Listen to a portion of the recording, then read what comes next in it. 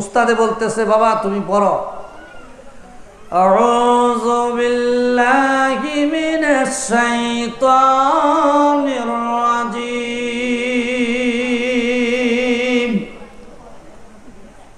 উস্তাদে বলছে ছাত্ররে পড়তো আউযু বিল্লাহ, ছাত্র কি কয় বিসমিল্লাহির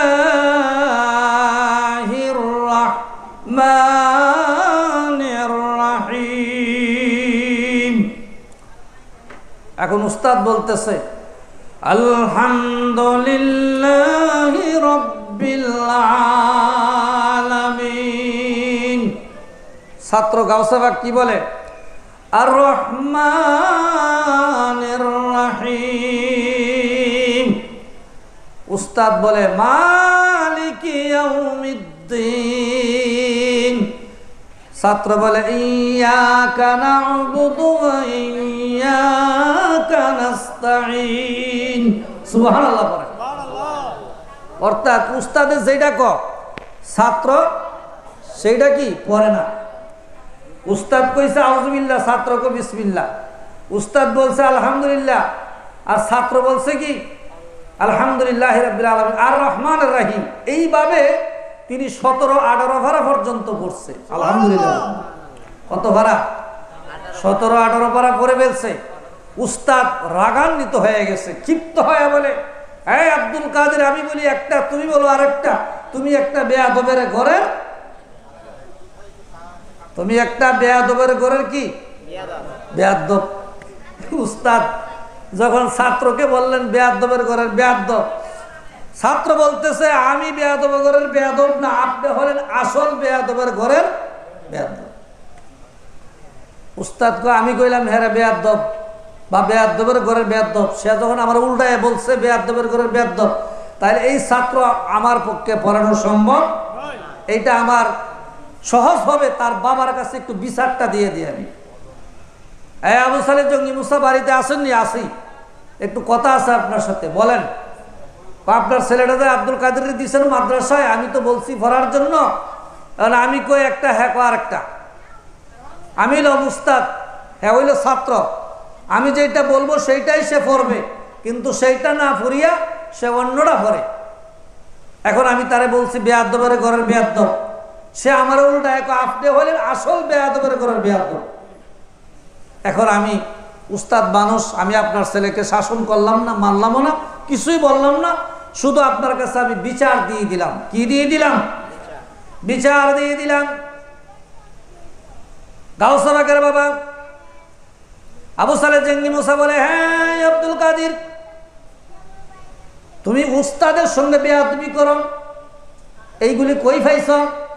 উস্তাদের লোকে বেয়াদবি করলে জীবন ধ্বংস, জীবন শেষ, তোমার জীবনের 1 পয়সা দাম নাই।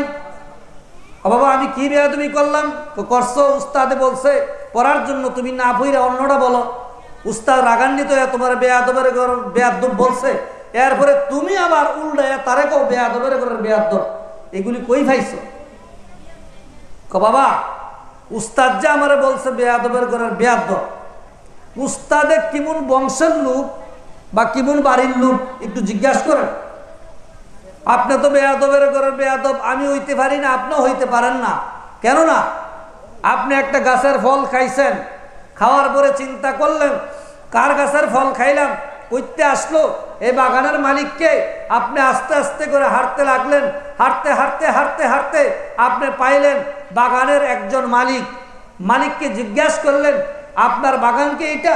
বলে হ্যাঁ, আপনার বাগানের একটা ফল নদী দিয়া যাচ্ছিল, আমি খেয়ে ফেলছি, আপনি দয়া করে আমাকে ক্ষমা করে দেন, মাফ করে দেন, এই ফলের দাবি ছেড়ে দেন।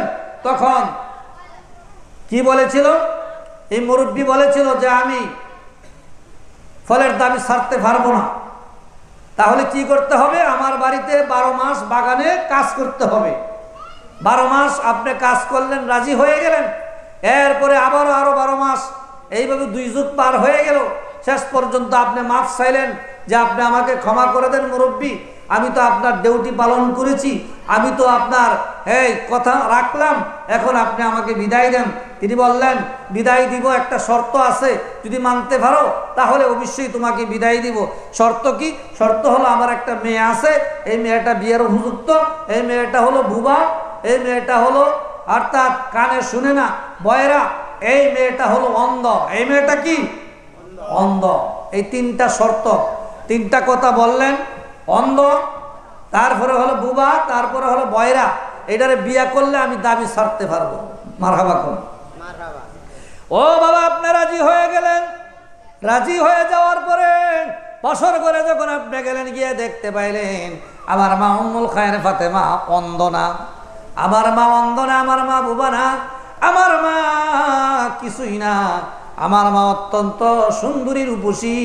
আপনি বাসর ঘর থেকে বের হয়ে আসলেন, প্রশ্ন করলেন, এটা তো আমার বউ হতে পারে না, এটা আমার স্ত্রী হতে পারে না। তখন আপনার শ্বশুর আব্বা বলল, না বাবা, এটাই তো তোমার স্ত্রী, তোমার ওয়াইফ। কারণ এই আমার মেয়েটারে আমি একটা ঘরের মধ্যে রেখে রেখে পর্দার মধ্যে বড় করছি, এই উম্মুল খায়ের ফাতেমারে বড় করছি, কোনোদিন কোনো মানুষ দেখে নাই তারে। জোরে কোন সুবহানাল্লাহ। পর্দায় আজকে আমাদের দেশ থেকে উঠে যাচ্ছে পর্দা। ঘরের ভিতরে থাকবো না, ফাড়া কাপড় ফিনবো না, স্বামীর কথা মানবো না। জোরে কোন নাউজুবিল্লাহ। এক শ্রেণী আছে না নাই? ফাড়া কাপড় ফিনবে না, স্বামীর কথা মানবে না, ঘরেও থাকবে না, রাস্তায় মিছিল করে। আল্লাহ এদারে হেদায়েত দান করুক, সকলে বলেন আমিন। উম্মুল খায়ের ফাতেমারে বিবাহ করলেন। বললেন, বাবারে, এইটাই তোমার স্ত্রী, এটাই তোমার বউ, তাকে তুমি গ্রহণ করো। বাবা, আমার এই মেয়ে কোনোদিন এই কান দিয়া কোনো পর পুরুষের কথা শুনে নাই, বাবা এই জবান দিয়া কোনো ফাহিশা কথা বলে নাই, বাবা এই চক্ষু দিয়া পর পুরুষ দেখে নাই। এই জন্য আমি তোমাকে এই কথাগুলি বলেছি যে আমার মেয়ে অন্ধ, আমার মেয়ে বোবা, আমার মেয়ে বয়রা। বাবারে, বিয়ে করছো, তুমি সুখী হতে পারবে আমার মেয়েকে নিয়া। এই অবস্থা। ও আব্বাজান, আপনি আমার মাকে বিবাহ করলেন, সেই ঘর থেকে আমি আর সৈয়দনা মহিউদ্দিন আব্দুল কাদির আমি দুনিয়াতে আসলাম, আগমন করলাম। বাবা যার ওলি হয়, সন্তান ওলি। আপনার গর্বিত, আপনার মাধ্যমে আমার মায়ের গর্ভ থেকে আমি আসছি। আমি তো বেয়াদবের ঘরের বেয়াদব হইতে পারি না, আমার উস্তাদ হইল আসল বেয়াদবের ঘরের বেয়াদব। আল্লাহুম্মা সাল্লি আলা মাদ নাবিয়ানা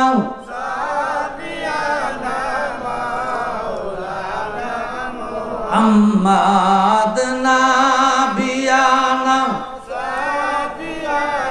একটু ঘুরাই দেবেন, এদিকে ফ্যানটা একটু ঘুরাই দেবেন। সবাই গেল নবীর বাড়ি, আমার আর যাওয়া হইল না। আর সবাই গেল নবীর বাড়ি, আমার যাওয়া হইল। আরে যাই না মাঝবি সাইয়া, আমি দেখব সোনার মদিনা। আরে যাই না মাঝবি সাইয়া, আমরা দেখব সোনার মদিনা। আল্লাহ উম্মা সাল্লি আলা আদনা বিয়ানা সাফিয়ানা মাওলানা মুহাম্মদ নাবিয়ানা সাফিয়ানা মাওলানা মুহাম্মদ। আল্লাহ তুমি দয়া করো, নসিব করো মদিনা।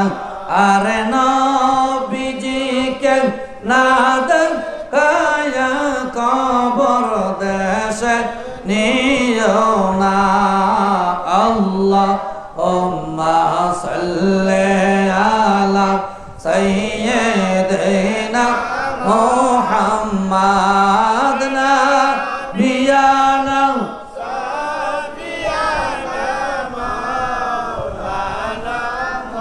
محمد اللهم صل على سيدنا محمد। শাফিয়ানা মাওলানা আল্লাহুম্মা সাল্লি ওয়া সাল্লিম ওয়া বারাক আলাইহি বলতেছিলাম যে গাউসে পাক মায়ের গর্ভ থেকে গোটা কোরআন শরীফের 18 সিপারা মুখস্থ করে ফেলেছেন।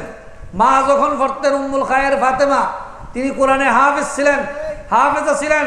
তিনি যখন কোরআন বলতেন গাউসে পাক তখন মায়ের রেহেমের মধ্যে ছিলেন, সেখানে তিনি মায়ের থেকে শুনে শুনে 18 সিপারা কোরআন শরীফ মুখস্থ করে ফেলেছেন। মাদ্রাসায় ছেলে মেয়েদেরকে লেখাপড়া করানো দরকার আছে না নাই? কি বলেন, আছে না নাই? এই যে আপনাদের বাসগাড়ি গ্রামে আমি আসার পরে বাজারে দেখলাম একটা মাদ্রাসা, দাখিল মাদ্রাসা। এই মাদ্রাসাতে ছেলে মেয়ে দিবেন, কারণ মাদ্রাসার লেখাপড়াটা এটা কিন্তু দুনিয়াবি না। এখানে যদি ছেলে মেয়েরা লেখাপড়া করে, বিশেষ করে ছেলেরা পড়লে আপনার জানাজাটা দিতে পারবে। কি দিতে পারবে? জানাজা দিতে পারবে। আর মেয়ে যখন প্রথম দেখতে আসে, মেয়ে দেখতে উপযুক্ত মেয়ে দেখতে আসলেই প্রথম জিজ্ঞা, মা তুমি কোরআন শরীফ পড়ছো? তুমি কি কোরআন শরীফের 10টা সূরা জানো? তুমি কি দোয়া কুনুত জানো? তুমি কি আত্তাহিয়াতু জানো? তুমি কি কালিমা তয়্যব জানো? হ্যাঁ, কালিমা তামজিদ জানো? এই বিভিন্ন এরকম জিজ্ঞা কি জিজ্ঞা না? কারণ মেয়েদেরও আরবি দরকার, ছেলেদেরও দরকার। কারণ আমরা মুসলমান জাতি, আমরা সব যে হুজুর হইতে হইবে, আলেম হইতে হবে এরকম কোনো কথা না, কিন্তু কিছু জ্ঞান তো অর্জন করতে হবে, কিছু জ্ঞান অর্জন করতে হবে। যে জ্ঞান অর্জন করলে আপনি 10টা সূরা মুখস্থ করলে আপনি নামাজ পড়াইতেও পারবেন, পড়তেও পারবেন। এই জন্য ছেলেদেরকে মাদ্রাসায় দিবেন, লেখাপড়া করাবেন, তালবুল ইলম বানাইবেন। গাউস পাক তিনি মাদ্রাসায় লেখাপড়া করছে, অনেক বড় আলেম, যিনি বাগদাদের ইউনিভার্সিটিতে লেখাপড়া করছে। যেরকম সুবহানাল্লাহ।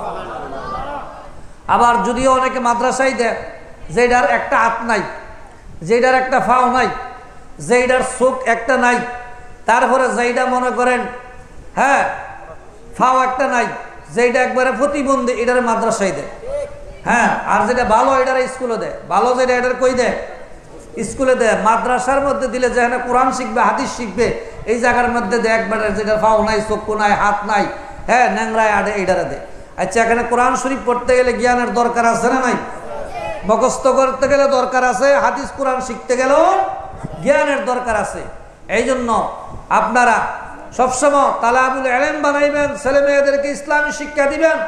মাদ্রাসা হয়েছে আলহামদুলিল্লাহ, বাড়ির কাছে মাদ্রাসা, এখানে পড়াইবেন। এটার কোনো ওয়াজ বয়ানের দরকার নাই, আপনারা এটা গুরুত্ব দিবেন। গুরুত্ব না দিলে কিন্তু সমস্যা আছে। কি বলেন, ঠিক কিনা? পরে বুঝবেন যেই দিন দুনিয়া থেকে বিদায় হয়ে যাবেন, যখন কবরের মধ্যে নামাই দিবে, মিনহা খালাকনাকুম ওয়া ফিহা নুঈদুকুম ওয়া মিনহা নুখরিজুকুম তারাতান উখরা। এই আয়াতে কি বলছে? মাটি থেকেই তোমাকে সৃষ্টি করা হয়েছে, মাটিতেই তোমাকে মিশিয়ে দেওয়া হলো। সুবহানাল্লাহ। মাটির মানুষ আমরা। কিসের মানুষ? আমাদের কিন্তু খবরও নাই আমরা কোথায় ছিলাম। আমরা রুহের জগতে ছিলাম, বাবা মায়ের মাধ্যমে আমরা মায়ের গর্ভে আসলাম, মায়ের গর্ভ থেকে দুনিয়ার জমিনে পাও রাখলাম, আবার যেতে হবে কবরে। এরপরে আসে মিজান, এরপরে আছে ফুলসেরাত, এরপরে আছে হাসর, তারপরে জান্নাত জাহান্নাম। কি বলেন, ঠিক কিনা?